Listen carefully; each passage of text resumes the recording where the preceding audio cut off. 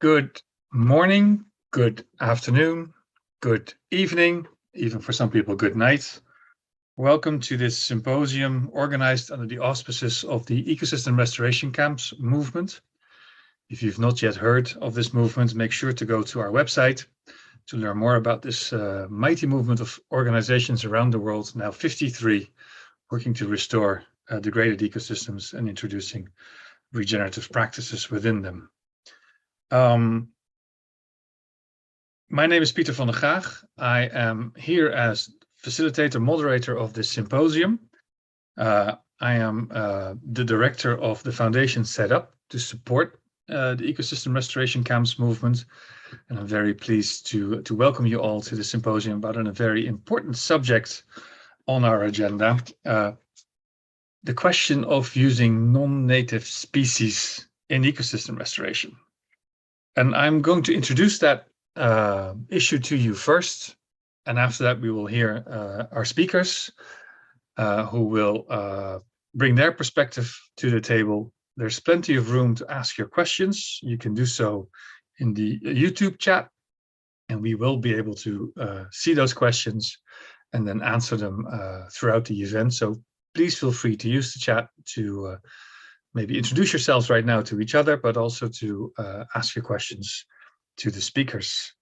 As I said, the symposium focuses on an important debate in the world of ecosystem restoration, the introduction of exotics in that work. There are many pathways to restored ecosystems. There are also many opinions on when an ecosystem can truly be considered to be restored.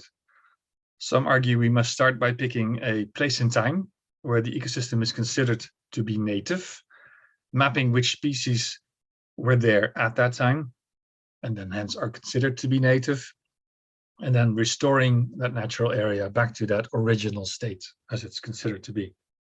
Others argue that ecosystem restoration basically just means the return of ecological function within an area where that has been lost or severely degraded. The Society for Ecological Restoration, which is basically the standard setting body on this question, basically puts all of those activities on the continuum of ecosystem restoration, bringing back life to places where life seems to be disappearing or has disappeared.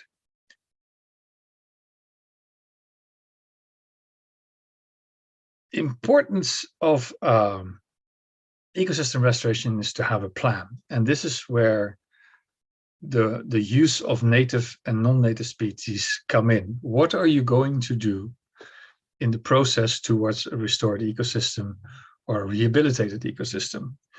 And in that plan, you may consider the use of non-native non-native species, any type of tree, plant, animal, in that plan. And there are a few risks associated with them, but there might also be, and there are actually also, benefits. Let me first define native, invasive, and non-native to you, because I think they're important to keep in mind when we're going through this discussion. Native species are species that originated and developed in its surrounding habitat, and they have adapted to living in that particular environment. Invasive species is a species of plant or animal that outcompetes other species, causing damage to an ecosystem.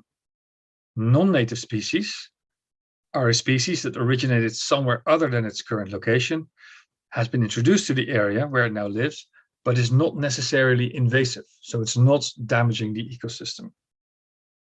Now, non-native species can cause the loss of biological diversity. And biological diversity is at the genetic level, at the species level, but also at the ecosystem level. Imagine the whole planet being covered by one particular type of forest.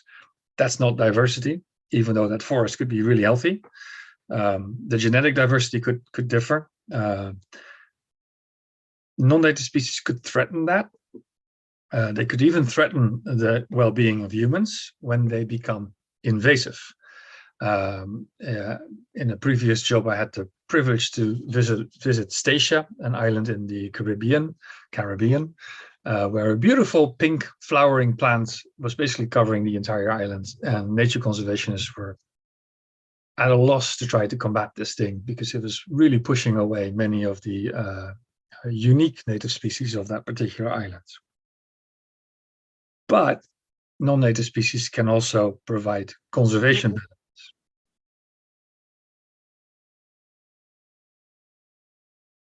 benefits. And they actually can be quite useful in restoration. Beneficial could be that they provide habitat or food resources to rare species or to humans. They can serve as a substitute for extinct species because we are facing quite a large extinction rate. Or they provide desirable ecosystem functions in a degraded area that haven't been there before, that have been lost.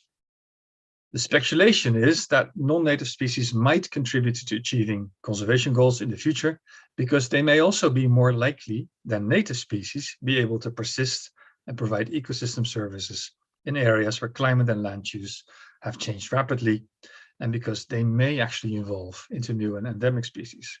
And I know in many desertified regions where native species simply can no longer exist, you have to go to non-native species that are more suitable for arid regions to get started on that restoration process. They actually may help speed up the restoration itself or help making it more effective. Non-native species can provide all kinds of ecological or even economic payoffs.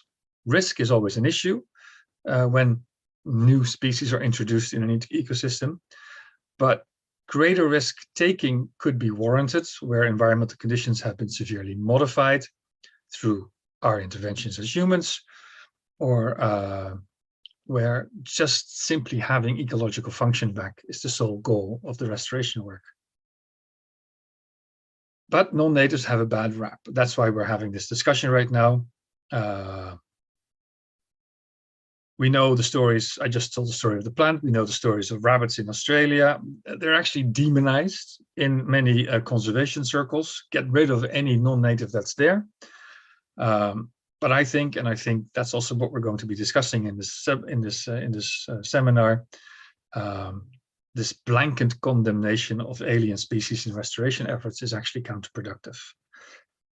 When their presence doesn't threaten the ecosystem, I think they could be tolerated, and I think we're going to discover that, or even used to good advantage. Many foods that we consider staple crops today are at one time invasives, have been at one time invasives. They have been introduced into that environment. So in this seminar, we're going to hear about examples. We're going to cover that debate because there's still pros and cons. And I hope it's going to be very informative and maybe even entertaining, because we have a great lineup of speakers. I shall introduce them when it's their turn in full, because there's a lot of great stuff to be said about them. And remember to ask your questions in the chat. And we're going to start today with a pioneer in the Netherlands, Wouter van Eck. He used to teach at the Nijmegen University here in the Netherlands before becoming head of campaign on food and agriculture of the Friends of the Earth, the Netherlands, for the Dutchies amongst us, Milieudefensie. Building bridges between policy and countryside, that was his job. He decided in 2009 to become a farmer himself. Together with Pieter Janssen, he started Food Forest Ketelbroek, which is created on a bare field of 2.5 hectares near where he now lives. Wouter is chairperson of the Stichting Voedselbosbouw Nederland, Foundation for Food Forestry in the Netherlands, which concentrates on the conversion of conventional farmlands to food forests. And this foundation is currently involved with the transformation of about 200 hectares of industrial agricultural fields to food forests. Wouter, the screen, the microphone, it's all yours. Thank you, Peter, for the kind introduction. And you almost said enough, so we don't have to say that much anymore being in the lineup. But we give it a try to add some thinkings about this interesting topic. So in overview, I will tell you a bit about our project, This is an aerial picture, but first a bit about the definition of a food forest. And well, it's a designed system for production of food, so it's agriculture.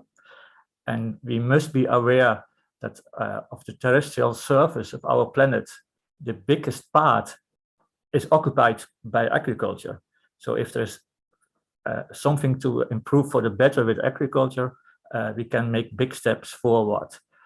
This type of agriculture, however, is dominated by a polyculture of perennial woody species, so trees and shrubs.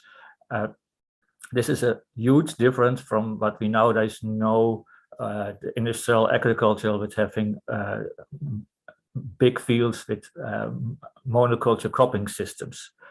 And a food forest also mimics how a natural forest is functioning. So some ecological principles like building soil fertility, but also pollination and plague control is within this concept of agriculture, a type of agroforestry, but a rather complex type of agroforestry. And so if it's done well, designed well, and has the right combination of species, it's not needing any external input. So not longer a huge amount of fossil fuels being needed for your agricultural method, no fertilizers, no pesticides needed, which is also a restoration from our current ways of farming. So back to ground zero, this is where we started in 2009. This is a bare field, and this is, you might notice this is very little biodiversity left in the landscape. Hardly any animal can live here. Some bacteria will be in the soil, but no fungi even, no place for the birds to nest. Actually, the agricultural landscape in the Netherlands did cause a decrease of insects amount, the volume from 70 to 80%. So that many insects have gone, and therefore we finally reached what Rachel Carson already coined at the beginning of the 60s, silent spring. Many, many birds have left our landscape. There's nothing to eat, no place to nest anymore. A few years later, from above, this is our food forest in the mid, and the surrounding fields are monoculture ryegrass grass to be used as fodder for the a little bit too many cows we have in our country. But as you can see, the food forest system is a design system, creating micro areas with their own microclimate, and there's species combinations. Probably we exaggerated a bit with introducing and planting over 400 different plant species. Also even more varieties, of course. We have 40 varieties of apple, but they're all Malus domestica, so this is one species. And nature added a few hundred more. Those are, of course, mostly indigenous in our area, the native ones, but we planted a lot of non-native species, because we are farmers and we have to produce food, and we want to create and a restored landscape with the ecological functions of carbon sequestration, good water management, and species richness, so return of biodiversity combined. In the back, two of the bare fields to the south is a nature reserve with some forested area still. Actually, this has been a nature reserve already since the 30s of the previous century, so almost 100 years, and is taken care for by the state nature agency. And a research has been done on the species richness of nocturnal butterflies, nesting birds, and ground beetles in the two areas. And this is a standardized research with the same methods, the same period, the same amount of time, the same researchers to see what differences there are in species richness of nesting birds and the amount of them, nocturnal butterflies and ground beetles. And the amazing finding was at that time already that we have reached the same levels roughly in species richness and even more individuals. So the amount of insects and birds found within this research. This was actually much higher than we expected when we started our project, our food forest. So this was a very good outcome, which was very welcome, since we were in debate with many friends being ecologists and criticizing us for planting non-natives. And then, well, when we are in the pub, I call them botanical racists because they tend to be against every non-native species. But they claim that we are hurting nature by planting non-native species. That's what I learned at school, and I repeat it. But actually, the birds and the butterflies and the ground beetles don't discriminate. They like those non-native species quite a lot, and even it's helping them to find enough pollen, enough nectar through the year. That's my opinion, and that's what we see happening in our food forest. To clarify why we plant that much non-native species, this is a glance of some harvest of our food forest. It's probably around 34 different species, all edible for us. It's in the Netherlands, in northwestern part of Europe. And out of this whole area, all of them being pictured here, only 2 of them are native.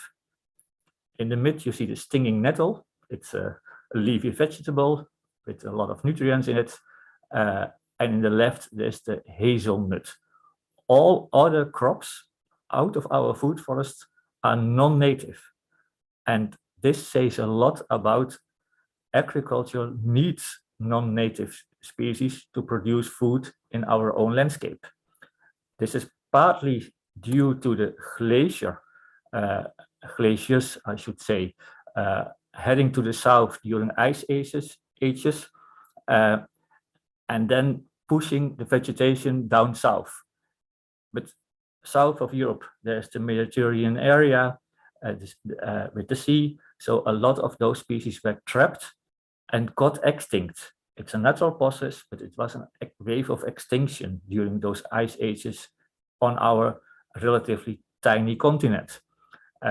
So therefore, the Germans do now eat Kartoffelsalat with this, these are tubers from Peru, from South America.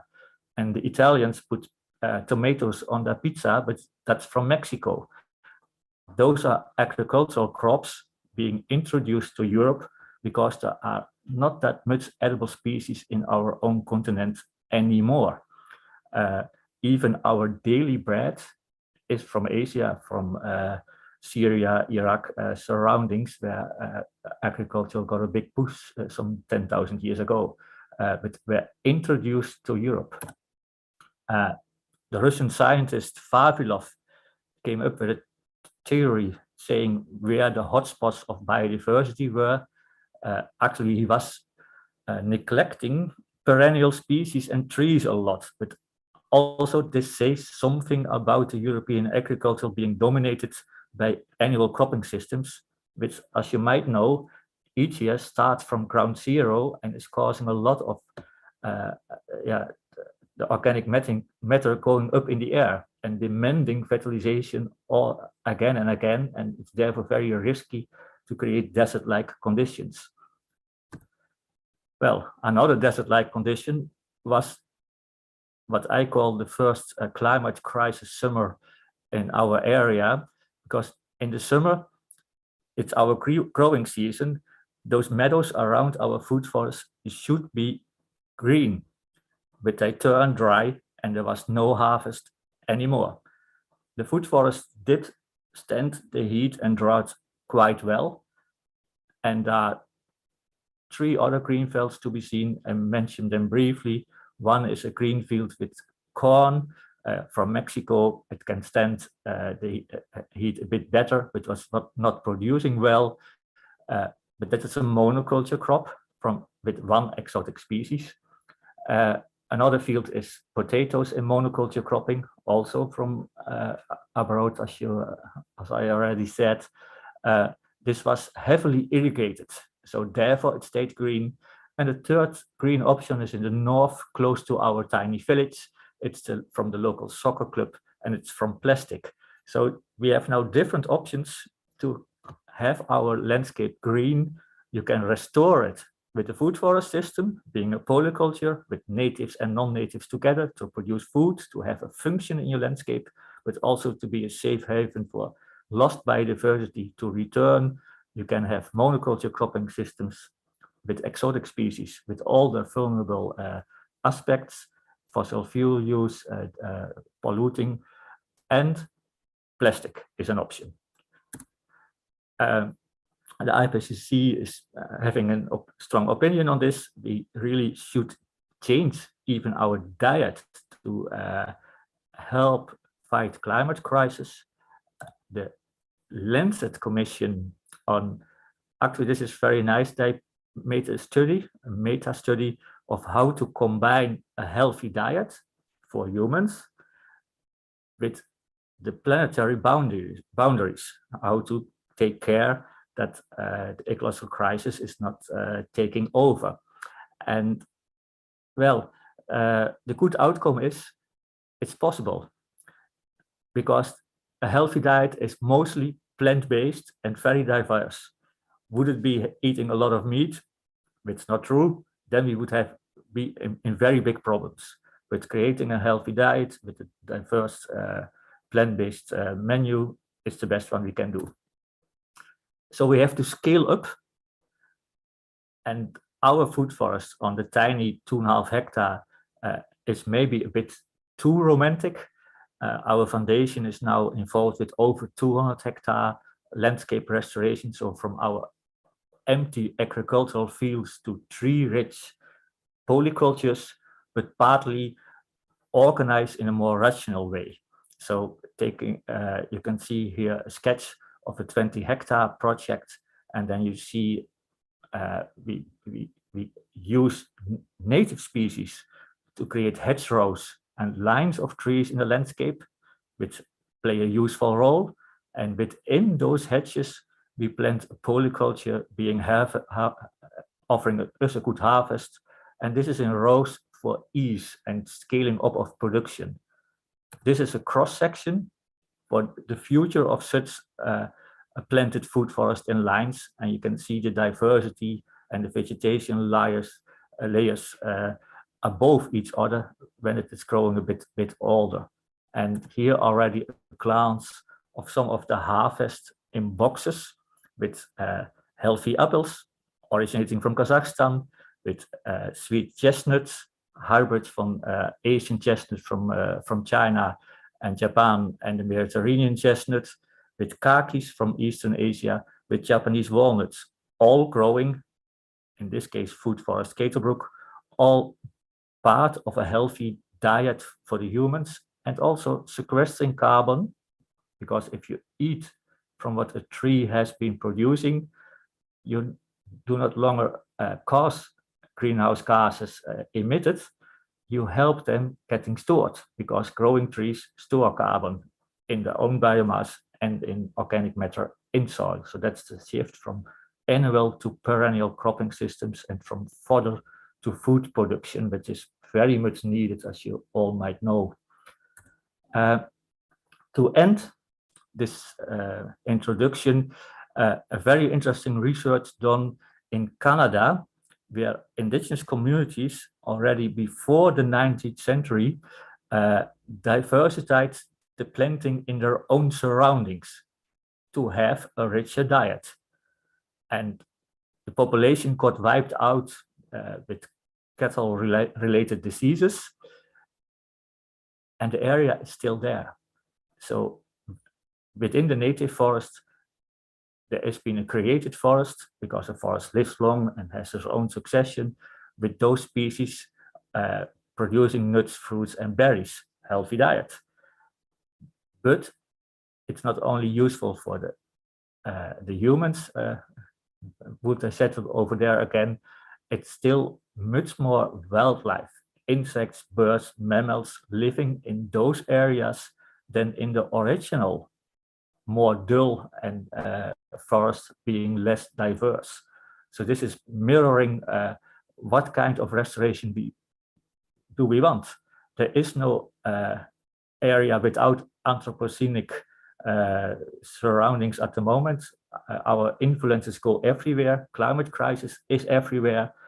But if we take in mind that we must not think about individual plants and blame them for being non-native, we must think in plant communities, in diversity of plants together and the functions they have together for insects and for agricultural purpose as well. This was my last slide. I think we should head on to the next speaker because I'm curious to know her story as well. Thank you, Wouter. Before we go to Judith, there is at least one question from the audience on YouTube right now, and I have one also, and then we'll let you go and we'll go to Judith. There's another question that just came in the chat. There's one question directly on your statement that it's a closed circle in the food forest. Siska asks on YouTube, surely there must be some inputs. Whatever nutrients you take out must come back somehow, or it's not sustainable almost by definition? Question mark. Yeah, that is a misunderstanding. And this is because this is a perennial system functioning like a natural forest. We do have one external input. This is the sun. And we do have many green leaves. Those are our solar panels. They produce carbohydrates, fixed energy, and this is delivered to soil food web, and the soil food web gains nutrients out of unorganic material. And this is from the Netherlands, we can go as deep as New Zealand. There is a lot of nutrients below us. And so a forest is building up fertility. This is totally different from you maybe hopefully organic allotment garden. Growing annual vegetables, you have to fertilize with compost or whatever. With growing perennial plants, you are not needed for the system. Trees don't need us, we need trees. Okay, thanks. I'd like to, in the next minute, further expand on what you ended with, because I remember in the conversation we both had, you said all over the world in so-called native forests, you see these patches of where once human life was full of exotics. You have more examples where you it is well known about, for instance, Amazon and Yucatan in the Americas, that archaeologists nowadays know that where there is a higher amount of edible species in that forest, there must have been a human settlement before. So when the Europeans came to conquer and destroy civilizations over there, they did think those forests were virgin-like forests, which were the original state of that continent. But it was already influenced by humans, but partly for the better. But Europeans tend to see trees being timber because they have that little trees. In this continent, there are no indigenous nut trees. In Northern America, there are 20 with pecan and hickory and black walnut and white walnut and others. So for the indigenous Americans, it was just common sense to use that forest for your food production as well. For the Europeans, the forest was good for timber, and that's all. And so they did not recognize the food forest avant la lettre in the other continents. Okay, one more question from the audience, and then we go to Judith, because it's an interesting one. How much time does it take you to work the land? Yeah. And how much does it produce in tons?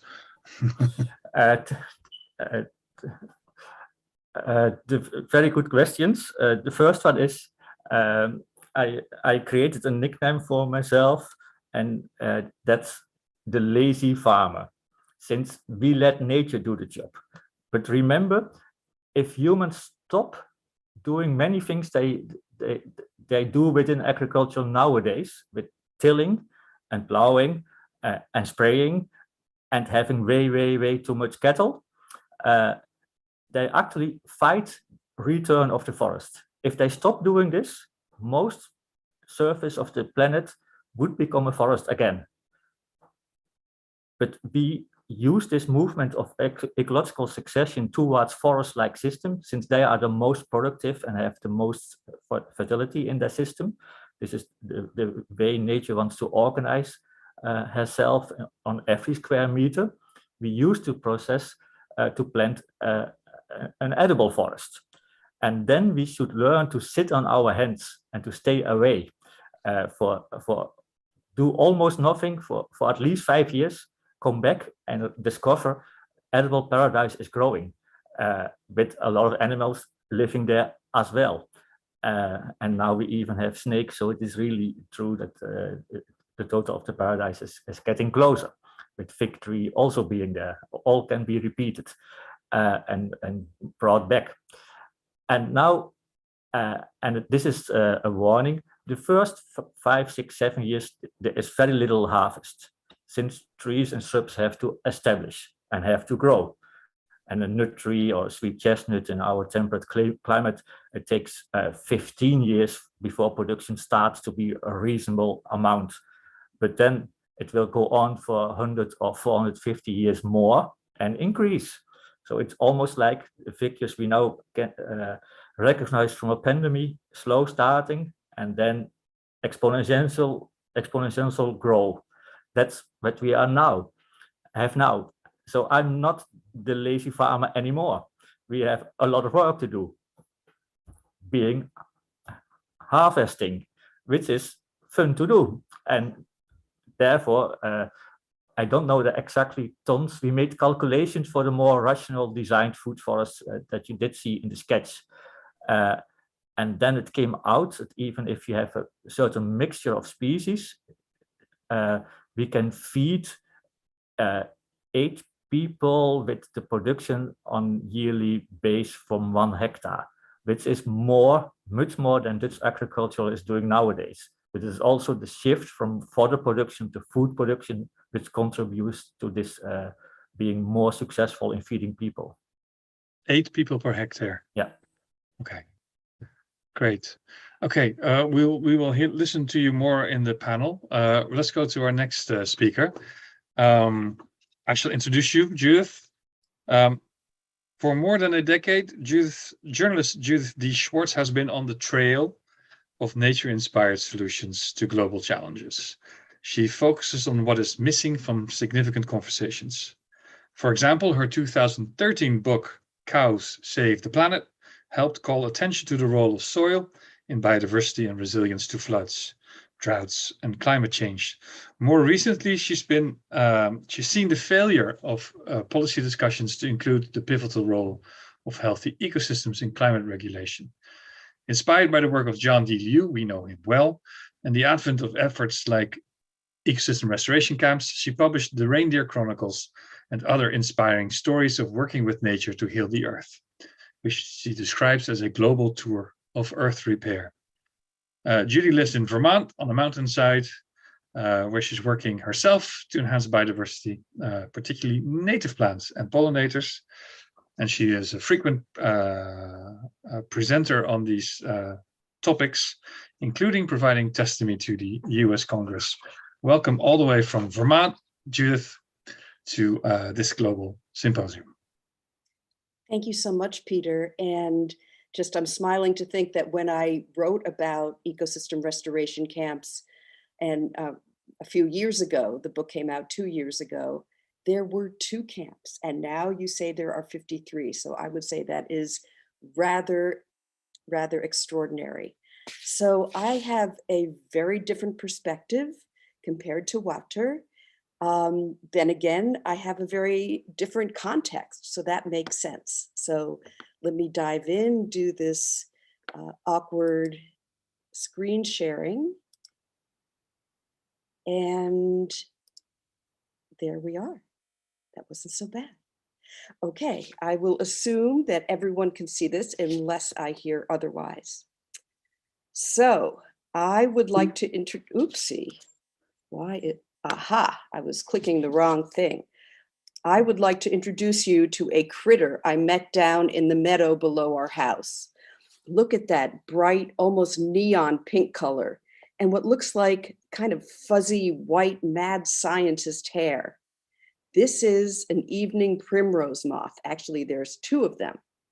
And here is a photo of the moth on its host plant. That is, drum roll, an evening primrose flower. Now, that pink color might seem an odd fashion statement for an insect trying to stay under the radar, but when the evening primrose flower fades, it does turn pink. And then it's hard to see, but on that moth, there's the tiniest bit of yellow on the edge of the wing so that it blends in with the petals. A friend of mine a few miles away sent me this, hey, look at this photo. And this is a Rosy maple moth, which I would say does a pretty good job of imitating the evening primrose moth. I share these moth encounters to highlight the specific interdependencies common among plants and pollinators, and there are similar relationships with birds and animals and plants that may require particular species for nesting or feeding or camouflage. The evening primrose moth needs an evening primrose plant, full stop. Fortunately for the moths, the plant is widespread in the eastern United States and thrives in many environments, including disturbed landscapes. But not all native plants are so robust or plentiful. The Rosy maple moth does well with a variety of trees common in the eastern US landscape. It is therefore a generalist, not dependent on a single species. So these moths are doing fine, but I can't help but wonder how many pollinators are out there flying around looking for host plants that are few and far between, and what plants and insects will be lost as a result. This dynamic is central to the discussion of non-native species, which, as we know, are often displacing native species. Every plant or pollinator is not just an entity to itself, but a member of an ecological community.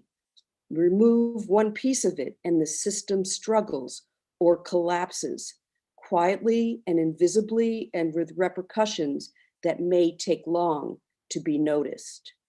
And so here in New England, as in places around the world, crucial species like specialist pollinators are at risk. So as Peter said, I've been writing about ecological restoration, and since we live on some land on the mountainside of in southwestern Vermont, decided, well, hey, let's try to do what we can here to restore the landscape, to improve and enhance the land where we live. So I took a permaculture design course. And when Tony and I applied a permaculture lens to our property, we decided that our highest priority is supporting biodiversity. Now, Tony, who knows a lot about nature and has written and photographed a lot of insects and other species, he observed that when we moved here 22 years ago, he saw several varieties of Bumble Bee, and now he will only see one or two, mostly the common eastern bumblebee. Here is a bumblebee, speaking of bumblebees, that is paying a visit to a red clover, which, by the way, is the Vermont state flower. And so through my permaculture design course, I learned of this fellow named Evan Abramson, who had taken the same course a few years before, and he was extremely motivated by the plight of native pollinators. Here is Evan. He started a company called Landscape Interactions to design landscapes to support at-risk native pollinators. So he came here, and he came, we set it up so, figured if we create plantings for native pollinators, well, maybe we can create an island, but how much better to create a corridor? So another landowner and the Bennington Museum, which is just a few miles from me, joined in. And so we are creating areas that will support these pollinators. And the hope is that we will inspire other people in town to to join the party and put in plantings of their own. And already we've seen a great deal of interest. So I must say that, okay, but here we are. This is at the George Aiken Wildflower Trail at the Bennington Museum. There's actually a whole lot of land there and a big meadow in the back. And there are lots and lots of possibilities. And in the Wildflower Trail, they already do have a lot of native plants. So that's a really good start. But yeah, so the visit to our land, I must say, was an exercise in humility. Despite all the flowers around us, it turned out that we had very little to provide for native pollinators. We had a lot of bee activity earlier when the native blackberries were blooming, but here at the end of June, we were basically a food desert.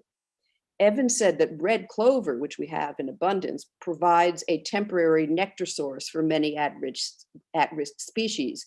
Not ideal, but better than starving, but we could certainly do better. And, just as important to realize that this scenario, this food desert for pollinators, is playing out around the globe due to a combination of many factors: pesticides, herbicides, loss of habitat due to agriculture and other development, and in residential and commercial landscapes, the use of non-native species in landscaping. So the people who lived in our house before us were very, very proud of all the pretty shrubs and flowers that they had. But when I looked at it more closely, now that I understand how ecosystems function and the importance of native plants, I saw that very few were native. I was shocked to realize, as I got plant lists and started to look around before Evan's visit to see what plants we could get, I was shocked to realize how few native species are available even at a nearby organic nursery that I love, typically my happy place during spring and summer.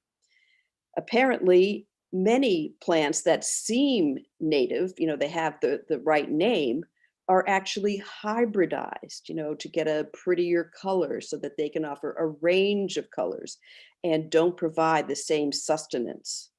Another unnerving realization was that honeybees are not native to North America. I mean, of course, I know that, but many people keep honeybees and believe that they are doing an ecological service. And you see honeybees like buzzing around plants, and that just looks so beautiful. And, the ecosystem is alive and literally buzzing.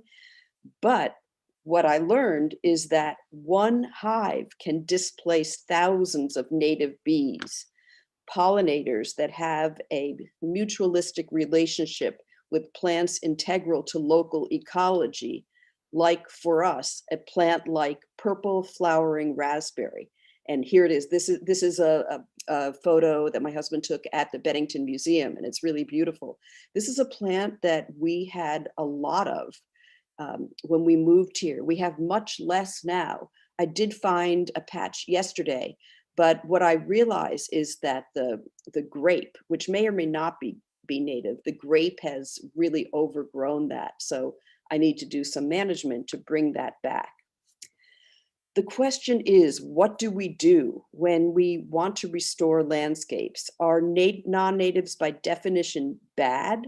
How might we shift our landscapes toward native species in order to support native pollinators? And in supporting the pollinators, supporting the birds, and then supporting the birds, which they return the seeds to the soil. And so we get a building native ecosystem.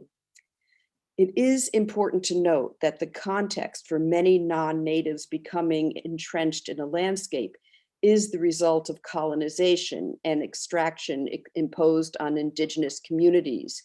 Environmental studies scholar Kachana Sandilands refers to this as botanical colonialism. So it's interesting, I noted Wouters talking about botanical racism. I mean, so, there is this duality, there's this, you're not good enough if you're non-native, speaking to a plant, or, this plant came here due to colonization, and we need to keep aware of that because it hasn't evolved in this landscape and therefore isn't necessarily supporting those mutualistic relationships of plants, animals, birds, and insects. And also, it's important to recognize, here I went back instead of forwards, that many efforts to get rid of non-native species are counterproductive. As permaculturist Tao Orion points out, the use of chemicals, bulldozing, and clear cutting to attack unwanted plants, including non-natives, amounts to a multi-billion-dollar war on invasives, wreaking ecological havoc and fattening corporate coffers. Rather than fighting invasives, she says, we need to look at the conditions that led to their prevalence in the first place, for this is ultimately what needs to be addressed. Perhaps the non-natives are filling an ecological niche. Maybe they are all that can survive certain changed ecosystems. Rather than automatically viewing a non-native as the enemy to be vanquished, ask what ecological functions it provides. You can then, if appropriate, if your assessment warrants this, bring in a diversity of native plants to do those particular jobs. A helpful stance is to manage for rather than against, to create the conditions for the ecological community you want, rather than to focus on unwanted species and expect that its removal will make everything dandy. It's hard to be purists when most of us are dealing with damaged landscapes. For us here in Vermont, managing for threatened pollinators means putting in native shrubs and clearing sections by pickaxe and by hand, and then putting down native seed mixes. If it weren't so arduous to transport animals, we could borrow a few sheep and let them graze down targeted spots. We've had sheep here before, and it's awfully nice. Speaking of animals, I am now going to pivot and describe a situation that may seem to contradict my words. But again, let's keep a focus on function. Here are cattle and donkeys at Kachana Station in the Kimberley in Australia, a site the size of Singapore. It's actually quite extraordinary, some of these cattle stations in Australia. So donkeys are not native. Donkeys were brought to the Australian outback as pack animals in the 19th century. Then when motorized transport came in, the donkeys, which were no longer needed, were set free. They stuck around, they formed bands, and they thrived and roamed around the landscape. Now, governments such as the Western Australia government, where Kachana, that's the province where Kachana is, deem them pests and have declared that they should be eradicated. Now, trust me, you don't want to know how this is done. Donkeys showed up at Kachana And the Henglers who managed this land realized that they could be part of their fire brigade, because one of the things that they manage for at Kachana is minimizing wildfire intensity and frequency. That's really, one of the most important things that they do, because, as it is said of the Kimberley, there's always a fire somewhere. So they realized that the donkeys could play a role by managing the vegetation that would otherwise become fuel by eating it, by building moisture and fertility in the soil, and that they could be managed by helicopter. I mean, that's how they do things there. Scientists such as biologist Ariane Wallach found that non-native animals like donkeys can provide ecological functions that have been unfulfilled in Australia since the loss of the megafauna in the late Pleistocene. That would be 40 to 50,000 years ago. She calls them invisible megafauna because the way that they impact the landscape is not always seen. Their presence is not always seen, except as, pests that should not be there. Among other things, Wallach and colleagues found that donkeys dig wells that provide water for vulnerable small marsupials in the landscape.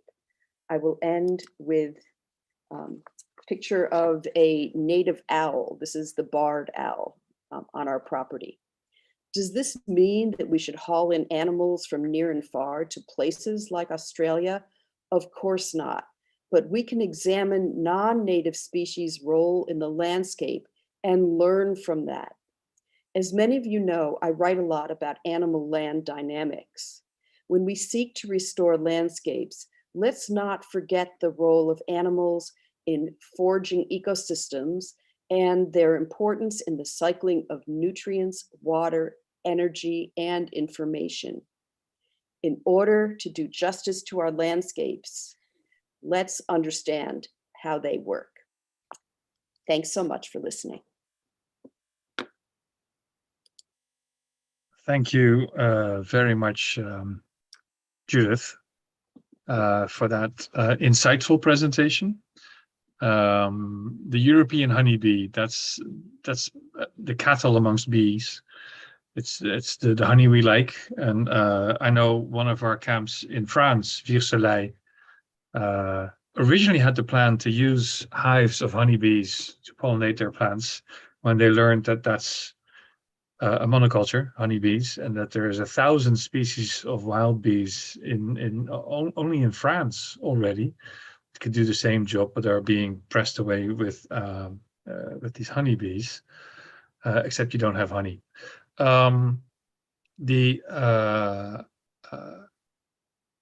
get the feeling myself that there's of course the need to conserve species and to prevent invasives from, in the end, making species extinct. And I think what Wouter said is there's also the need to have very productive systems so that we can have more space for maybe even for nature that mimics that natural process, but that isn't really a natural process. It uses a lot of nature, or it is a natural process, but it isn't that native ecosystem, the native species that we're trying to protect also. There's a few questions from those watching the live stream. The first one is actually for all presenters. So I'm thinking maybe we should leave it for the panel, but I'll question it right now. I'll ask it right now, and then we can think about it. But the question from Candida Shin is, with current climatic conditions, shifting habitat characteristics, what is native? Are we holding on too dearly to what we think was naturally present in an ecosystem? That's a question mark. Maybe that's something we can discuss in the panel's discussion. I can make one comment about that. One comment, please. Is that when you're planning and doing decision making, that is a factor that you can take into consideration. So, for example, on our walk through the Bennington Museum's Wildflower path, Evan pointed out a couple of species that this is very good to have around because it does like warmer climate as well. So we are building that into the future. So, so thinking ahead, having a lens that anticipates future climate conditions can be helpful. So it's not necessarily hanging on to old conditions. It's where are we now and where are we likely to be? Okay. Another question from a great name, Regenerationism. Judith, aren't a lot of non-natives taking advantage of degraded soils? Thus, aren't such invasives indicator species of certain excesses or deficiencies? Absolutely, absolutely. What species choose to come in and whether or not they are thriving, their relative condition can give us a huge amount of information, because there are some, well, we could say weeds or other species that kind of get comfortable in a place that can indicate compacted soil, for example, or a higher than typical pH, or a lack of a particular nutrient. And so those species are coming in to try to help the soil for us. And absolutely, we can learn from those species, from what they are trying to tell us. And final question, and this may be one for the audience. My doorbell just rang, and there's no one home.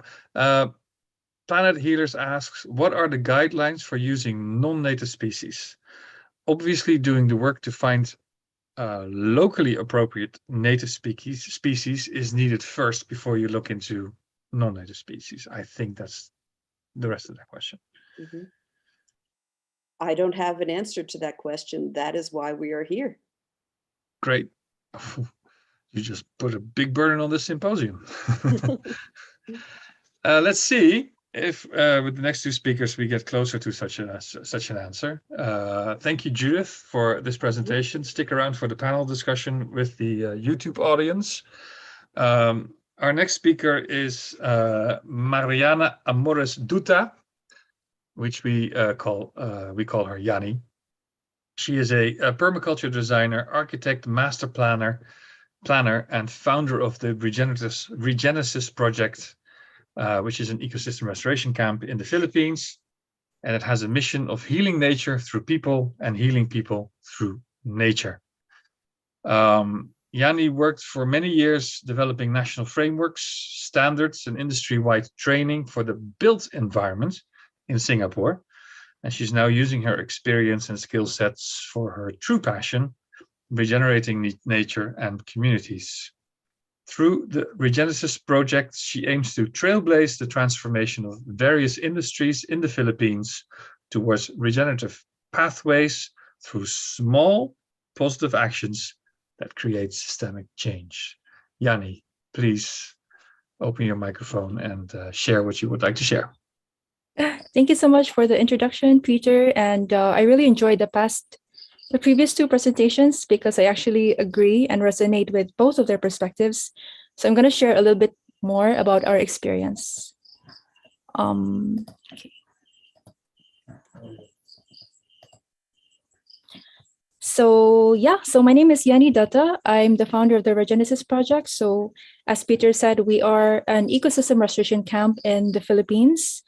And since June of last year, we have been organizing ecosystem restoration camping experiences every month. And in those camping experiences, we always, try to embody our mission, which is healing nature through people, healing people through nature. So together with local and foreign tourists, there's always a restoration activity. And also there's also like a healing activity for all participants. But what we also want to do is we want to go beyond the typical notions of ecosystem restoration and use the same activity as an opportunity to transform human systems. So our perspective is, if it's human systems that brought about this degradation, then we should use the same systems to bring about its regeneration. So that's why we have different arms or different sectors. We look at agriculture, tourism, enterprise, industry, design and development, because I'm an architect, and then of course, education. So our approach or our regenerative framework looks kind of like this. So we identify and restore degraded land and bring ecosystems back to life, but we do it hopefully through creating and identifying and then creating appropriate regenerative enterprises. So whatever regenerative business models works best for that site, we want to use that to fuel the regeneration process, and involving local communities, local stakeholders, basically to introduce human stewardship. But the most important part of our framework is when we do this, we want to see increasing health and resilience of living systems over time. So living systems means not just ecosystems, but also human socioeconomic aspect. And you will notice that the ultimate goal is health and resilience over time. We never set a goal that, we want to restore ecosystems to what it was before, because we also don't know what it was before, what was the specific composition. We just want to see this overall upward trend. So how do we measure health and resilience? So I'll get to that later, but first of all, I'm going to share a bit about our site. So we are located in an island in the Philippines. The Philippines is an archipelago. So we're located in Bohol Island, and our site looks like this. It's actually really representative of a lot of our upland areas. I would say that Philippines being within the humid tropical biome, this was most likely tropical forest cover. We don't know when it was deforested, but right now it looks like this. It's just degraded grasslands, and it's colonized by 1 or 2 pioneer species, which are indicator species of poor soil fertility, high pH. And every year it goes through this unending cycle of summer fires. The farmers actually burn the mountains to regenerate this grass species, because this grass species serve as fodder for their cattle. And then after the dry season, the rainy seasons come in and then wash away nutrients towards the lower watershed. And then it just goes on to this never-ending cycle, which means that it will never have a chance to ecologically evolve without some form of human intervention. Another point that we'd like to make is that Philippines is, I think pretty much everyone knows by now, that we receive the brunt of climate effects. Typhoons are a norm in our country, and we have just been impacted by one of the worst typhoons in history 6 months ago, but everything is back to normal now. So when we talk about health and resilience, it's resilience against natural calamities also in our case. One thing that we really want to highlight is that I think in the Ecosystem Restoration Camp's website, it states that all camps are living labs. But in our case, we're really, really serious about this. It's so important that our site is a living laboratory in every sense of the word, because of our mission, because of our specific goals, and also because of where we are at in our journey. So that means to say that it's more meaningful for us, more impactful for us to have a smaller site, 17 hectares, wherein we pack as many appropriate restoration strategies as we can into that site, as opposed to having hundreds of hectares in multiple sites doing only one form of restoration strategy. And this is because we want to maximize learning. Learning includes failures, but the point is we want to understand what works best within our context so that we could propagate. So in order to do this at the onset, we actually sat down and identified what metrics we want to track. So these metrics have to do with water, soil / carbon, and then biodiversity. A lot of these metrics we actually got from ERC's M&E framework, which have been really, really helpful. But a lot of these are also our own unique metrics because of the specific context of our site and because we have a mini watershed within our site. So that's why we have a lot of metrics related to water. So when it comes to our site, when it comes to restoration, earlier I mentioned that we want to pack in as many restoration strategies. Maybe I could just classify it into 2. So we have like natural ecological restoration, or ecological systems, and then also agroecological systems. So food forest, bamboo production, and all of that. And I'm going to go into all three and then basically explain what role natives and non-natives basically play in each of those. So starting first with agroecological systems or food, this is very similar to what Walter's project did. So we are introducing food forest, agroforest, and in some areas, even upland rice production, because Southeast Asia, we eat a lot of rice. So in permaculture terms, this is basically like zones 1 to 4, but focusing on food production.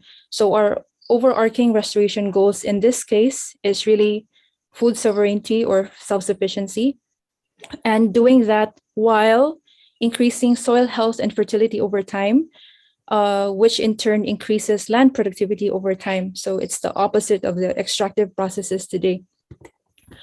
So instead of explaining exactly what non-native species we are introducing in these systems, in which there are a lot, and I think the previous presenters already made a case that, you know, a lot of our food crops are already non-native, it's already part of our culture and all of that. One thing I want to highlight is that it's not necessarily a specific exotic crop or non-native crop that is causing ecological disturbances. It's more of the management practice. So monocropping, use of synthetic or commercial fertilizers. Decades ago, also slash and burn farming, which is the reason why our hills are deforested. It's the practice that is destroying and not necessarily the certain kind of crops. So moving forward, when it comes to our agroecological systems, our main goal is to introduce as much diversity as possible, but to do it, and also to do it in a framework of regenerative agriculture. So through food forestry, mimicking the natural structure and framework of nature, through permaculture, syntropic forestry, agroforestry, and all of that. The framework is already there. It's just a matter of like implementing it. And then next, for agroecology on bamboo, so the goal here is that we hope to trailblaze a regenerative bamboo supply chain that we could then link to sites that have been restored. So in the Philippines, bamboo is taking off, the bamboo industry is taking off, but we hope to do it in a very regenerative way. So there's an ecological aspect to it, but there's also a commercial aspect to it. So it's also important that we try to increase the diversity and also the options of all the kinds of commercial and ecologically valuable bamboo varieties that we could and their respective products. And then when we do that, we also have to think of, you know, a sustainable and resilient supply of raw materials, while at the same time trying to support ecosystem restoration. So, oh my gosh, it's so big. Maybe I'll just show this. So as I mentioned, bamboo industry is taking up in the Philippines. So there are actually a lot of initiatives where, you know, there are thousands of hectares that have been allocated or been given thousands of seedlings of giant bamboo, let's just say. So these are all of the propagules being given to those projects or those LGUs that are embarking on large-scale bamboo afforestation. Where we are a bit cautious with regards to this is, even if bamboo does have a lot of proven ecological benefits, we don't want to introduce it as a monoculture to produce a single product, even if that bamboo is native. And in many cases, it's not necessarily native or not necessarily endemic. Another issue, and I think this issue is unique to bamboo, because some species of bamboo has a habit of, it's called gregarious flowering. So after its long lifespan, let's say 100 years, some bamboo species, they flower and then they die. So they flower at the same time and then they die. And this especially happens in the same cohort that has been propagated asexually from the same mother plant. Long story short, we want to avoid ecological disasters like that, especially if it's planted in a monoculture, in a single crop, where all of your bamboo will flower at the same time. And in India, it actually causes famine.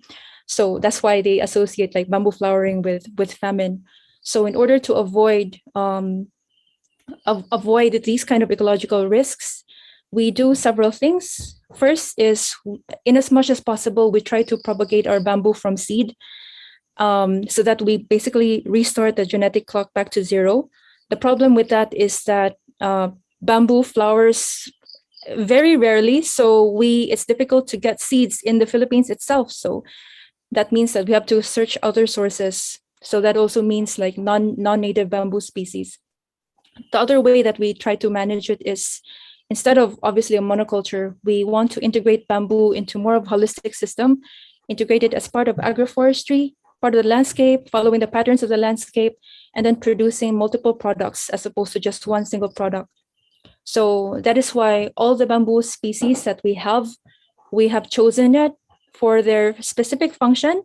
So whether if it's windbreak for shade, specific bamboo that we use for construction materials, and even with just the category of construction materials, there are all kinds of different sizes that we need, some for main columns, some for smaller members. So that's why, as I mentioned, it's important for us to have a good variety of usable materials. There are also a lot of like ecological functions as well, like for erosion control, for groundwater recharge, drought tolerance, and all of those things. So when it comes to the products, what we hope to produce as a result of these integrated systems are kind of like bespoke products and stacked industries, so that at whatever stage the bamboo is at, there's something to harvest. Then finally, the last zone are really more pure natural ecosystems. So you will notice that half or more than half of our site is actually dedicated for natural wild reforestation. So in permaculture terms, this would be like zone 5 because it will be less managed, more wild. So our specific goals here are health and resilience of restored forests. And when we talk about resilience, that also means resilience against natural calamities, because it's just a wild forest. So there's less incentive for you to go and fix or replant wild forest that has been destroyed. So we want to make sure that we do it right the first time. And when we introduce these ecosystems, we hope to do it with a goal to increase local biodiversity, create habitat for local fauna. And in our case, as I mentioned, we have a mini watershed. So we also have ecosystem restoration goals related to watershed restoration. So reducing erosion, increasing groundwater recharge, and so on and so forth. So you will notice here that even within this zone of natural restoration, we have a few subzones or like subplots for our experiment. The first zone, which is here, we will plant native species, native trees. In fact, we will be planting it this Friday. We have a group of 200 people. They're actually government officials, government office workers and military task force, and they will be providing the native tree seedlings, and then they will be planting it. So that's a huge event this Friday. But I guess our research question is it enough to is planting native tree species enough in a sense that it's going to achieve all of these goals that we set out, and then it's going to survive, like it's going to survive on its own? Or is it sometimes more nuanced? So we actually have a research grant that is ongoing. This is being conducted by a local university here and funded by the government. So the output of that research grant is to produce a species mapping to suggest the specific native species that we have to plant on our site based on the specific soil and water characteristics of our site. So not only is it native, but it's native and suited to our own specific soil and water and specific microclimate. So that's kind of like the second research question, like, okay, will it actually help if the specific native species should be more suited to your specific site context? And then the other layer that we're adding here is it enough to just plant it right away, or do we have to do certain pre-work? So in our case, the pre-work, I guess, is kind of like a pre-restoration work, so to speak. What we're doing is we are actually planting vetiver grass on hedgerows, following keyline patterns of cultivation. It's a certain geometry along the landscape. But this particular grass, vetiver grass, is not native to the Philippines. It's indigenous to India, if I'm not mistaken, and only been introduced like a few decades ago. The reason why we're using vetiver grass is because of the specific properties and functions of this magic grass that we have not seen any other species, grass species, local species able to surpass, specifically its root systems. So remember that our problem is erosion. Our goal is to stop erosion, control sedimentation, and recharge groundwater, because even if we plant native trees, it will take a while for a forest to establish itself. And we need to address specific problems now. So what we want to do is we plant these pioneers first to address the immediate problems first, while making the land more conducive for the native species to take over. So eventually, once the native species grow, it will eventually overshade the vetiver grass, and it will just die off, basically, just leaving its roots, because it will already have fulfilled its role as a pioneer species. Yanni, just one more minute. Yeah, so final thoughts, actually. So I guess for final thoughts is, not all non-natives are created equal. It's a spectrum, and our goal is health and resilience, whatever that looks like. So that's why it's important in our case to set and collect metrics. We use metrics for comparison, for benchmarks, to see trends and validation, so that we don't have to wait 30 years or whenever our ecosystem will achieve maturity. And it's also important to do trials. And in our case, we will only scale the systems that has been tested and has been worked. And then other ways to reduce risk, I think others have also mentioned it. Really think about the function. What is the purpose of the species that we are introducing? And then, in as much as possible, resilience is achieved through diversity and also through proper management. And at the end of the day, we have to be clear about our goals. Yeah, and that's basically it for my part. Yeah, thanks so much for your attention. No, thank you for sharing this great plan, and sharing the thoughts that go behind it, and your awareness of risks around using non-native species, but also your keen interest in using them when they speed things up. There were a few questions, but we're running a bit late, so I'm going to save those for the panel discussion. So there were a few questions for you that we will save for the panel discussion. I'd like to go to Michel Botan. Hi, Michel, good to see you again. I'm going to introduce you to the audience. Michel's story is one of software developer converts into soil developer. As we just had Yanni's story of architecture turning into a permaculture designer. For 15 years, Michel worked for some big .com, we will not name them, companies in Brazil, and co-founded a company to track users' navigation and deliver very boring ads to annoy them to buy the stuff they usually do not need.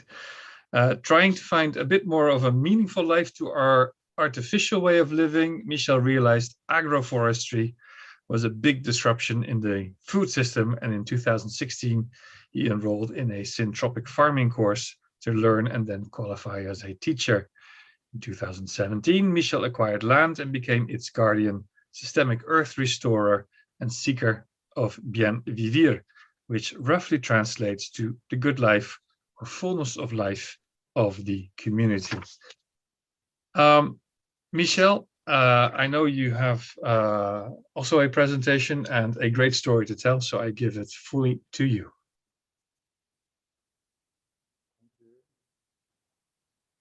share here. Can you see my screen? Yes, we can see it. Great. So, talking just a little bit about us, the Camp Desperto. We founded that the camp in 2017, based in our vision to evolve our society to live in a more sustainable way. So we can't see the full screen presentation. We see the editing screen for the presentation. Okay, let me check this.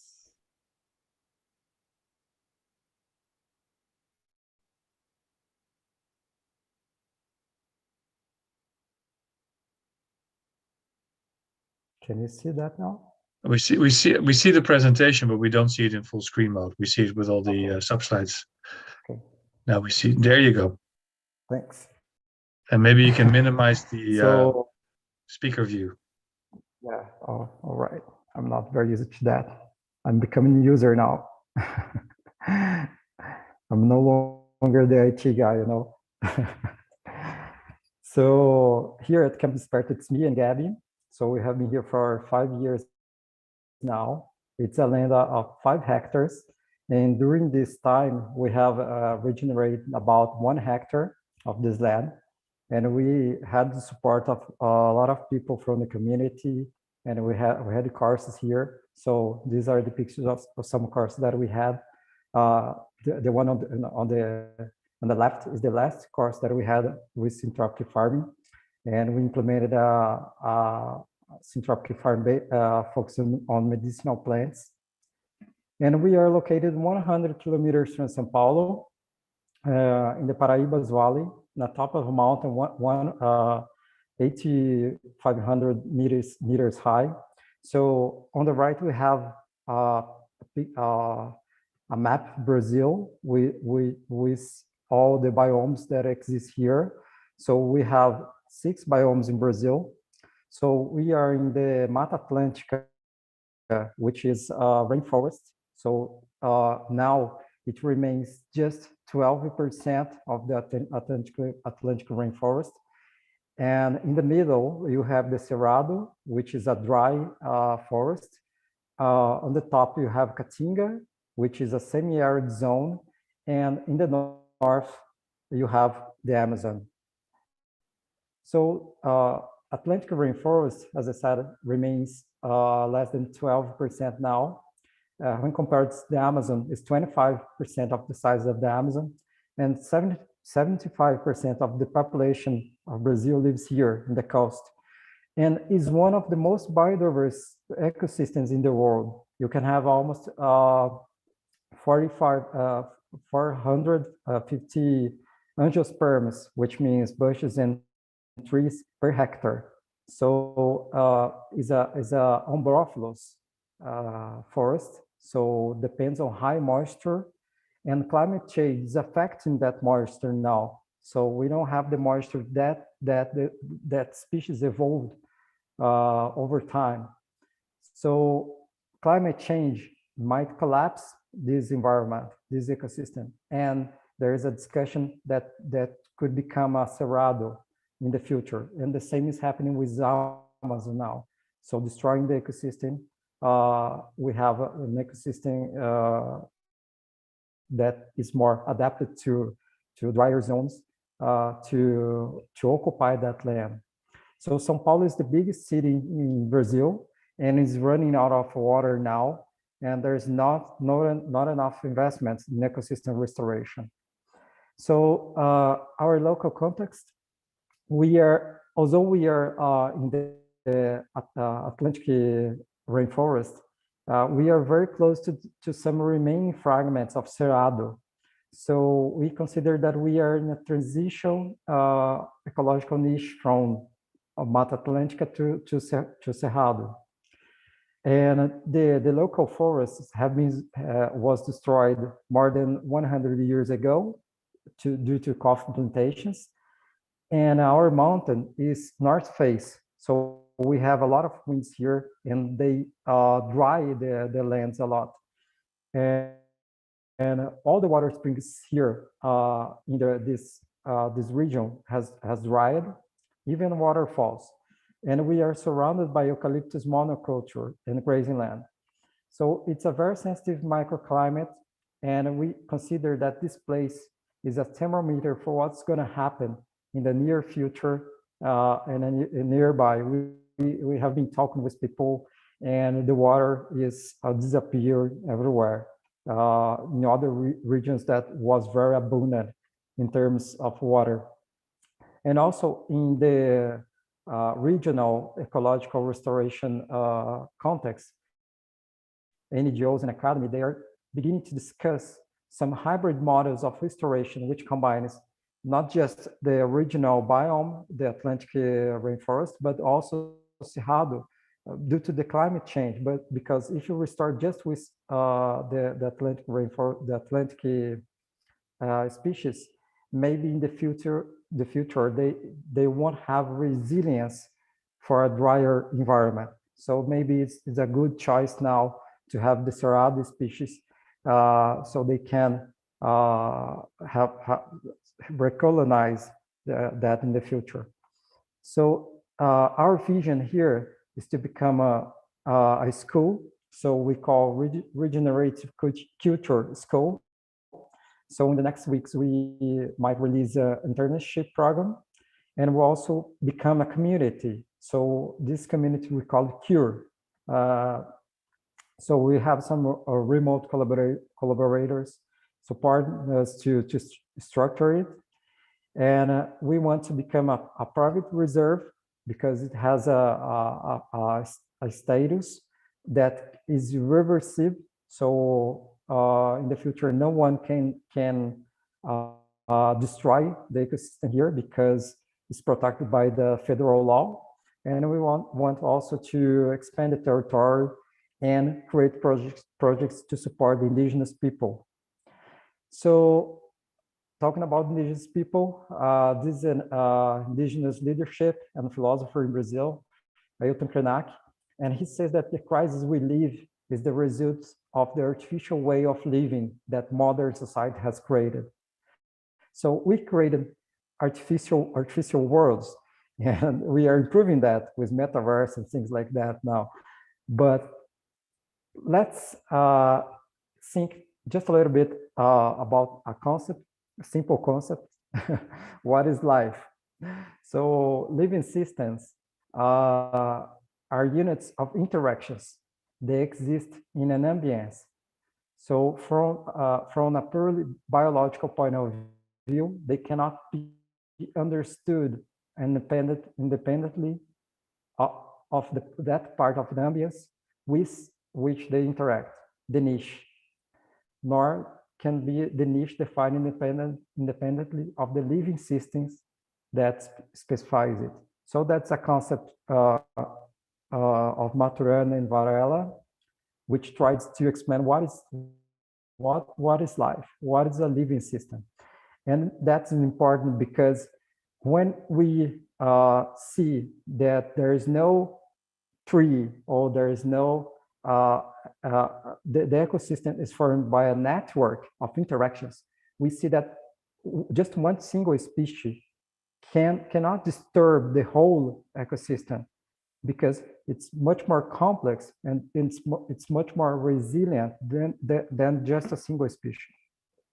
So just to give you an example of niche, ecological niche, this is a tree that I pruned wrongly with my machete. I cut his head and then it sprouted again. So from the middle to the top, there's a new head.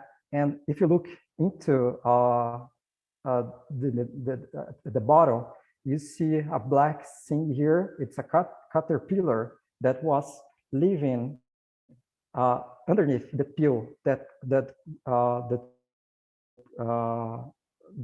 that's real after I pruned it wrongly. So in this context, I created a niche, an ecological niche for this species to find the proper way to live. So living systems are an ecological unit, organism niche.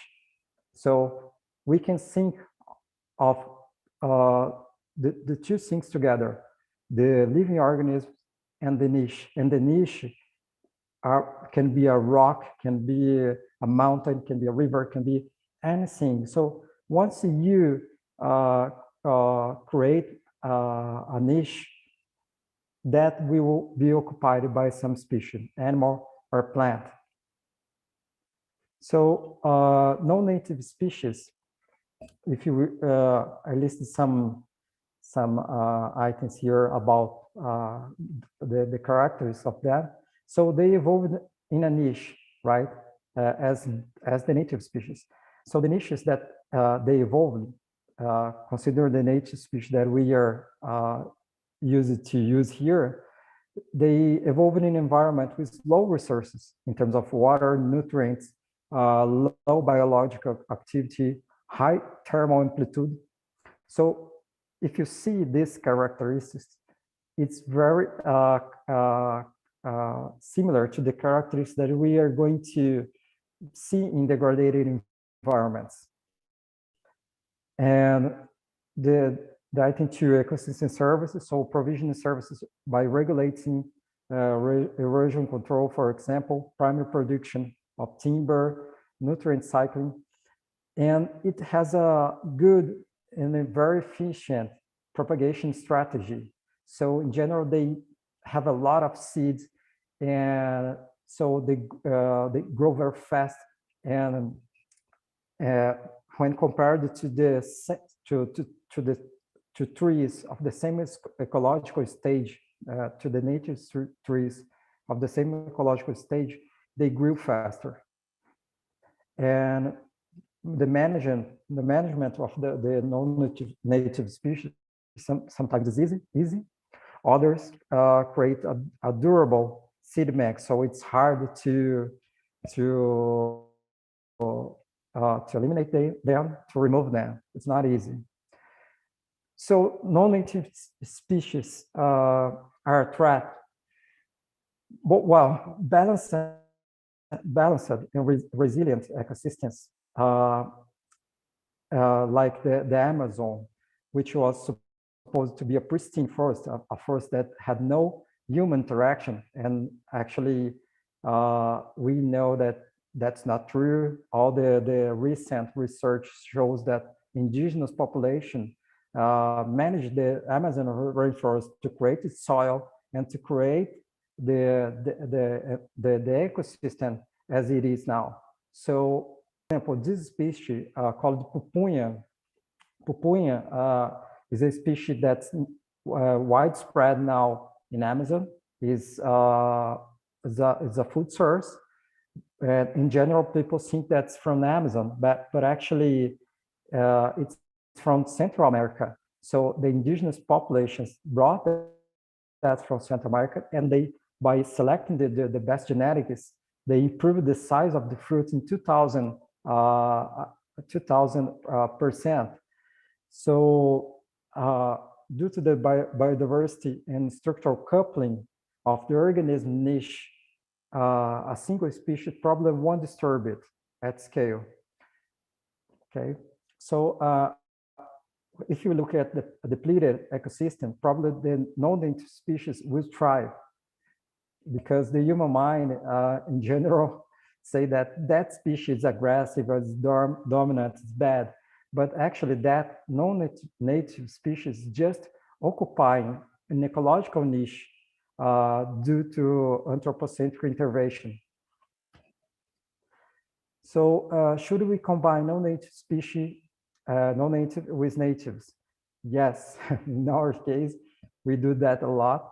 And we say that if we want to see the ecosystem restored in our lifetime, because the natural regeneration is very slow, and depending on the surrounding degradation, it can last centuries, or maybe we already reached the point of no return to the local environment. So just using the native species won't support us to do the restoration in our lifetime. So in that case, the anthropic environment is a result of disturbance, as I mentioned regarding the Amazon, but also the disturbance can be used in a good way. So two main factors, I'll get back to that later, but two main factors for species to dominate the local environment: lack of biodiversity and lack of human presence to manage the ecosystem. So just to give you an example of an indigenous tribe called Kayapó from Amazon, they do the management. So they do the clearing, which is called coivara. So they cut the trees, they burn, it becomes a fertilizer. They design a new agrobiodiversity food system for them. So on the right, you have an example. It doesn't look like a monoculture. It looks like smart cell, like a living organism. And they manage, they introduce, they remove the undesired species. And once, after a few years, they abandon that area and let the ecosystem regenerate by itself. So what these people learn how to create disturbance of those environments, but that disturbance that's in a good way, because they respect the limits of that environment. And once they reach that limit, they move and let the natural regeneration restore that again. So regarding the syntropic farming, we can say that it's a modern way of doing farming in the way that indigenous populations did, right? So what we do is biomimic, restore the ecosystem analogous to the original ecosystems. Shall you have 1 more minute? And okay, let me try to hurry up. And so we consider that we are part of the ecosystem, right? So here I have a picture of about 30 days of syntropic farming. We have a lot of vegetables here, but we have also a lot of trees, natives and non-natives. And we have an ecosystem 2 years later, right? We have the bananas and we have the native species and also the non-native. So the non-native natives that we use here, they can be used for microclimate. They produce the NPK for the environment. And also there is the offer. In general, we can buy those seeds. We could use native species, but to use native species, we need to harvest that. We need to collect the seeds, and that's very labor intensive. So the non-native species that we use here. So one example is Eucalyptus. It's from Australia, and it grows very quickly, provides shade, provides wood as fertilizer. And we do the pruning of the Eucalyptus after 2 years, for example. So here I have one species pruned, and it sprouts again, and then we prune again. So we use that strategy to build soil. We do the same with Gliricidia. We do the same with the Java plume from India, and that provides also the fruits for the fauna. And we can do the same with Leucina, but this is a very tough species to deal because it's very propagates very intensively. And we also use the shrubs. So just to give you an example, we use Tithonia diversifolia, Ricinus communis, grasses, also grasses from Africa, like Panicum maximus. So we prune this grass maybe 5 or 6 times a year. And also the green manures. All the green manure that we use, they're all non-natives. So non-native species are one more too when we humans are part of the metabolism of the ecological unit, organism niche. And what is considered to be the side effects are product of the anthropocentric changes in the ecological balance. Ecosystems are on risk not due to the non-native species, but to the culture of these humans who live separated from nature metabolism. That's all. Thank you.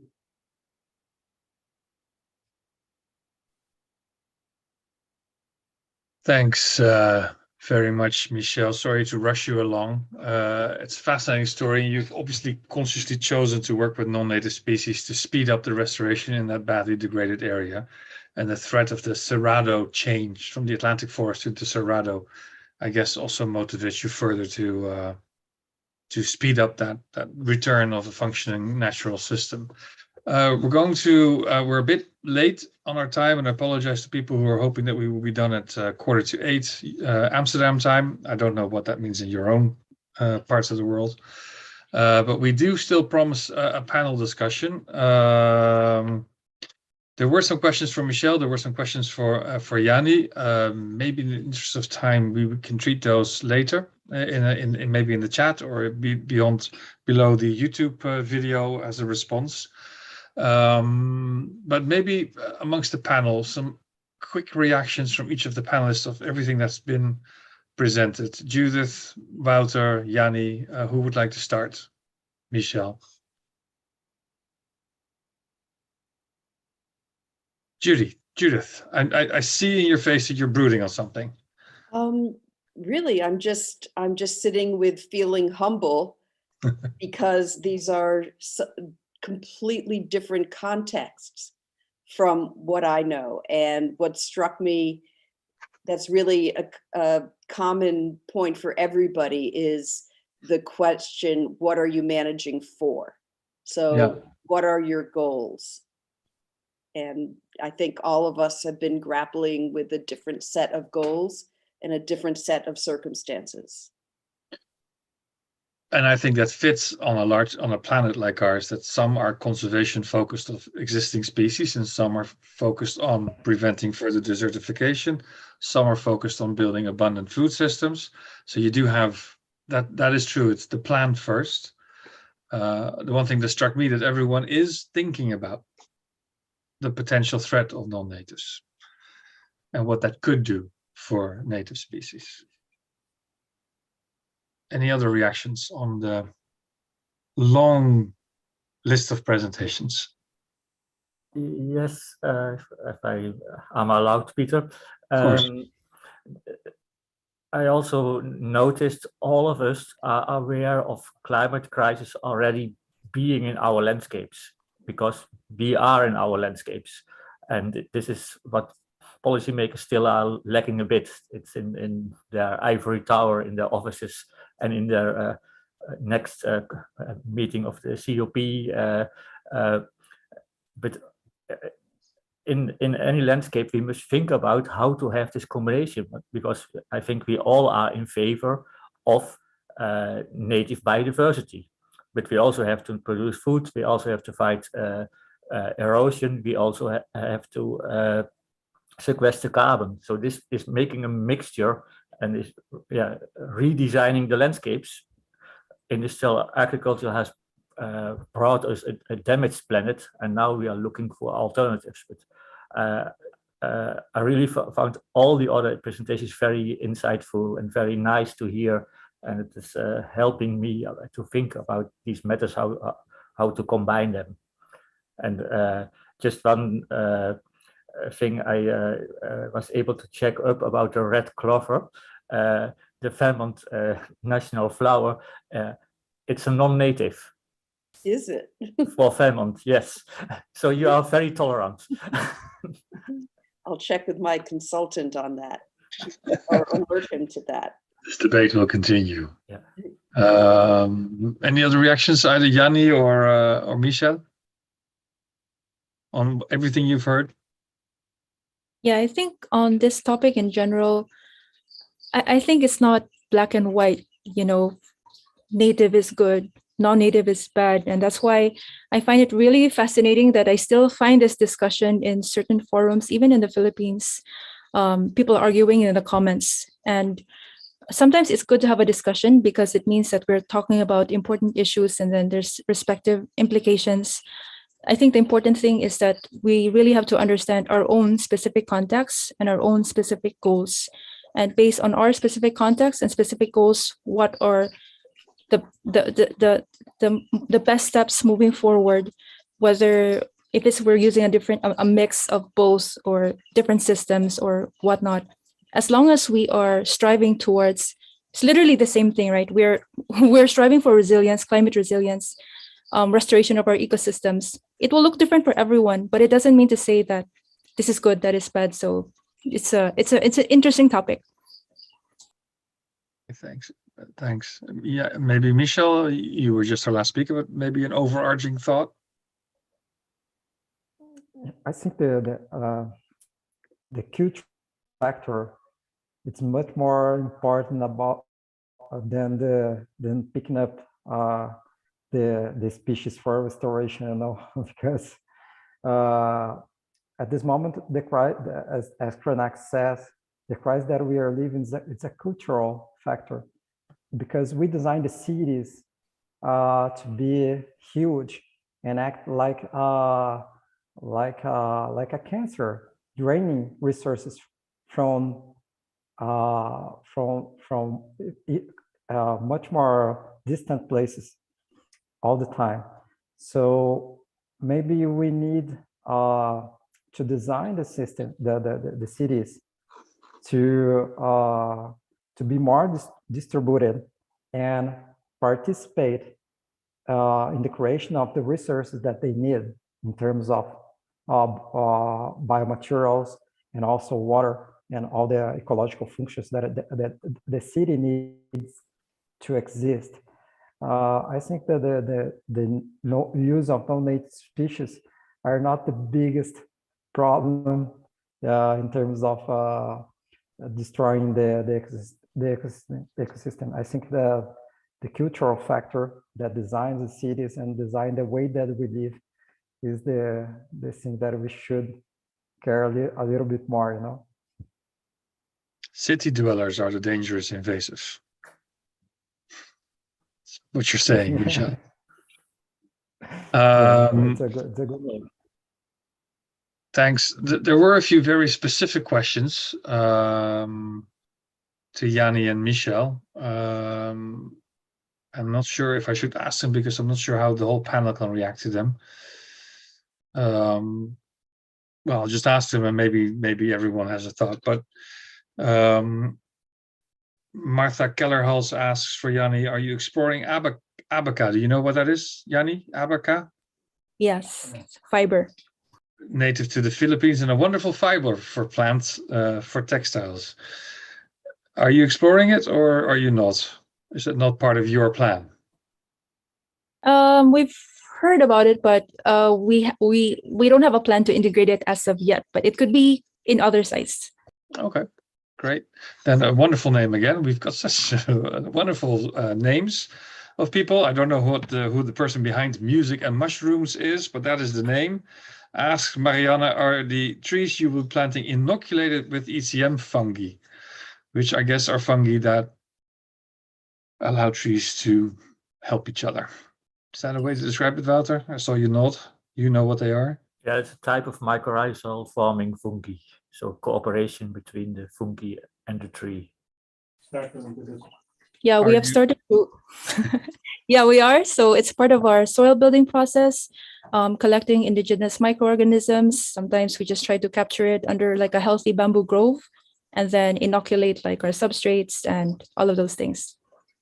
So yeah, we also acknowledge the importance of biodiversity, not just in the above ground, but also in below ground, because that's where the partnership comes in. Okay, I'm looking for the question from Michel. Sorry, Michel, I have to scroll down a whole bunch of things. Michel, quick question then. Planet Healers asks this one, another great name. What is the typical size of indigenous clearing and timeline to return to forest once the community has left for a bit? Do you know? Well, that's very specific for the Amazon population. In general, it depends on the size of the tribe, right? In general, the tribes are no longer much than 2,000, but in general, I see that they have 200. So I think that the size that they use they have in general is less than a hectare to feed that all that population. Okay, now we go back to the whole panel. Thanks for answering. Planet healers, and we've had this question before. What are the guidelines for using non-natives? Are there guidelines? Should there be guidelines? And Planet Healers uses an example. He asks, so what guidelines can you offer? Can we offer guidelines? For example, in Canada, where Planet Healer is, I use cover crops that die after 1 year or winter. And avoid perennials and I kill and avoid perennials and ones that can self-seed and spread. Would that be something that is advisable? I don't think so. Prolific seed spreader. Sorry, Wouter. I think this is too strict, but that was in my presentation already. I think it's important to avoid invasive non-natives, and this can differ per area or climate zone. So be aware what is happening, what you are doing. Is if you introduce a plant from elsewhere, check it up. Often they are already introduced. For instance, in European botanical gardens or estates in the 18th and 19th century, many of those species which we can eat from and become part of a food forest system are already there and didn't behave invasive. So that's a good test if you have such an example in your area. But having said we must not plant invasive non-native species, maybe we also should notice that most of us, because we live on planet Earth, are living in destroyed landscapes. And in destroyed landscape, pioneer species are the ones coming first. And actually their task is to recover, literally, from bare soil to soil with loose vegetation. And this can be indigenous species, the native ones, or the non-native ones. But the ecologists get crazy if they see a non-native species doing the pioneer role. But they should wait 150 years, and then there is a forest with modest or no role left for the pioneer species anymore. So this is the fourth dimension, the change in time, the ecological succession. You should be in the planning and thinking also. Not the whole planet can become a forest, right? No, 80%. Okay. Any other reflections on that? Should there be guidelines? Wouter says what Planet Healer says is too strict. I feel like I'm not sure if we could go into really technical, because then there's like an endless like plant this, don't plant that, but there could be like overarching principles. And I think what Wouter has mentioned is a good one. In the first place, if there is data already that there are invasive species in your area that you should avoid, we should avoid that. And in our area, there's this horrible, horrible example of a reforestation project in the 1960s. And it was done to recharge a watershed or something. The problem was that they planted mahogany and only mahogany, which is extremely invasive. And not only is it invasive, it actually alters the biochemistry of the soil and releases toxins into the soil so that no other species can survive except for mahogany. So now it's like literally an ecological dead zone. It's a forest, but it's a desert. And it's very difficult to remove. So if there's a list, and in our country, there is a list. So check that first. Don't plant that. The rest would probably be in the range of adapted plants and just works fine with the others, has already developed a relationship, and it could be beneficial almost. So if you're using within those range, then it will boil down to what your specific function is, intended function or intended ecosystem or intended specific goals. Yeah, because you also have in your plot there is the intent to restore native forest, right? Yeah. You have the forestry, agroecology part, and then there's the native forest section. Yes. Yeah. So for that specific goal in which we want to restore native forests, which means bringing back habitat for local biodiversity, then it makes more sense that we have to work with native species, because native species would have already had the pre-existing relationships with those biodiversity that we want to bring back. So it also doesn't make sense if we just introduce like non-natives when there's already natives available. So we use whichever is actually appropriate to our specific context or goal. Okay, thanks. Michel?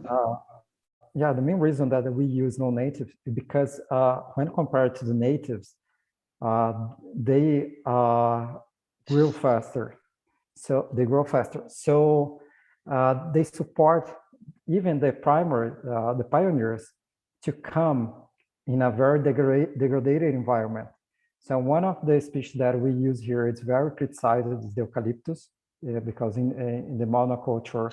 And eucalyptus cause panic reactions with most ecosystem people. Yeah. Even here, and I tried the first site here, I do not plant the eucalyptus because I said, I don't want to plant eucalyptus because we are surrounded by eucalyptus, and is one of the responsible to dry all the region. But we realized that eucalyptus provides the wood to feed the soil faster than any other species, native species. So after 2 years, we have trunks of 15 centimeters, which means money. When you need to buy that fertilizer, you just cut the trees and put in the ground, you know. So it's not, the problem is not eucalyptus, because the eucalyptus, underneath the eucalyptus, we have a lot of native species, and we use that species to build the soil. So we can do that with other species like Leucaena, which I mentioned, but Leucaena has a lot of has tons of seeds. So to use that species, you cannot just let the tree there and let flourish and produce the seeds. You need to be part of the metabolism of that environment. You need to be relating with the environment and see them the right moment that you need to go there and create a disturbance. So the disturbance is to prevent that species to give the seeds. And then use that species. That species also provides the wood, and also is a leguminous. And that species, the Leucaena, is when compared even to the natives, is the only one that I see that goes into the grazing land. And the grazing land now in Brazil is dominated by the brachiaria, which is a non-native species, but the natives take decades to have a natural succession over a brachiaria, but Leucaena can do that. So if you plant Leucaena over brachiaria, you have two non-native species, and you can prune both to build soil and then remove them and get in with the native species. So I think that there are one more tool, and what makes different, what can make the difference is the human presence in the environment. We cannot just plant them and let the species there, because they're very efficient in what they do, and they're just doing their jobs. Okay, yeah. So basically, you do have a vision for more native species at the end, but you're using non-natives to speed that process up. And because you're there, you can manage them and prevent them from becoming the new non-native that dominates a particular system and pushes everyone out. Okay. Yeah. It's 8 o'clock in my part of the world. I know, Yanni, it's way past midnight. So thank you for that, by the way, Yanni. I think I'll go end this for humanitarian purposes. And I thank all of you. And I'll give you one more chance for one final reflection. And then we're going to close this session. So opening the floor for a final reflection, the one send-off you would like to have everyone remember, and then I'll close the session. Anyone wants to kick off with a final message? It could be goodbye. I'll just say that this whole conversation to me shows the power of the grassroots in regenerating our global landscapes, because all of us have come to this through our own volition. You know, maybe we're partnering with governments or companies, but the impetus is with us. Thanks. Good final one. Anyone want to top that? No? No, I don't want to top that. That's fine. Thank you for organizing. Also the people behind the screen, apart from Peter, doing a good job as well. But I liked the conversation, the presentations, and I think the diversity shown here is part what we also are longing to see in our landscapes. So even if I'm in favor of a food forest, I also like the other types of agroecological landscapes. So the mixture is the answer, and together we are really creating an answer to the crisis we are seeing. So good luck to everyone. Thanks, Wouter. Anyone else? Final statements, and then I close. Michel?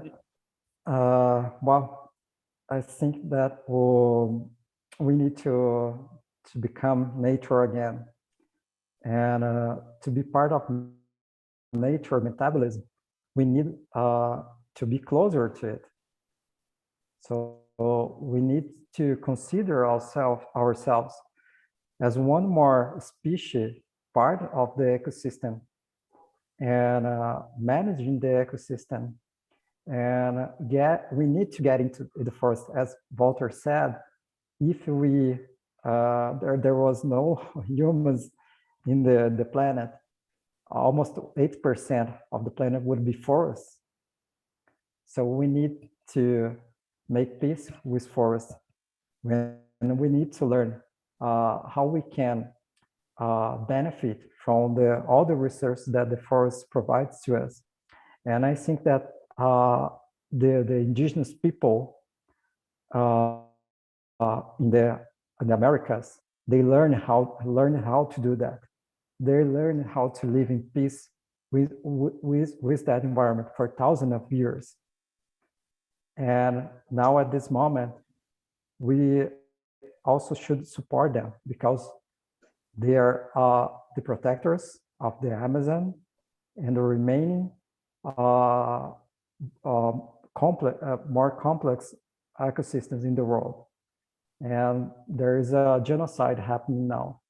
So let's try to get back to the forest, and let's try to support those indigenous populations that are under risk now. Thanks for that call to action. I don't want to put the burden on you, Yanni, knowing it's so late to say something else, but if you wish, you're welcome to. I guess I'd just like to thank ERC so much for organizing this really important conversation. I think all of us want the same thing, and we're on our respective journeys to get there. I guess our final thoughts is that I guess nature is one beautiful, complex living system, which is more than the sum of its parts. It's more than one single organism. That being said, I hope that our particular species can do more good than harm. That is true. And Yanni, your ERC, we're just a team helping out. The ERC is that incredible movement of now 53 projects like yours, Michel's, who are actually doing the work and dealing with these issues that we've covered in the symposium.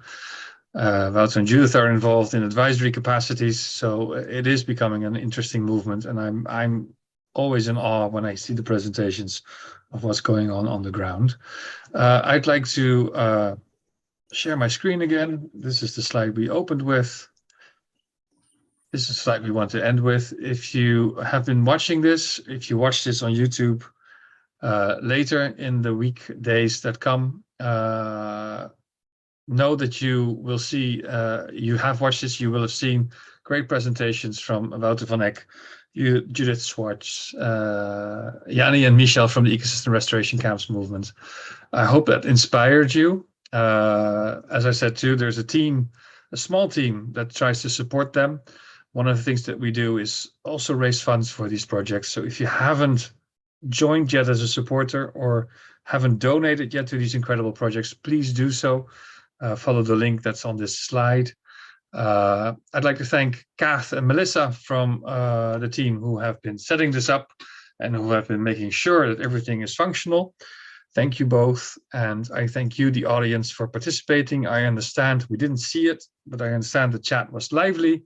Thank you for bringing in your views and opinions there, and hope to see you in one of our next events. Thank you all.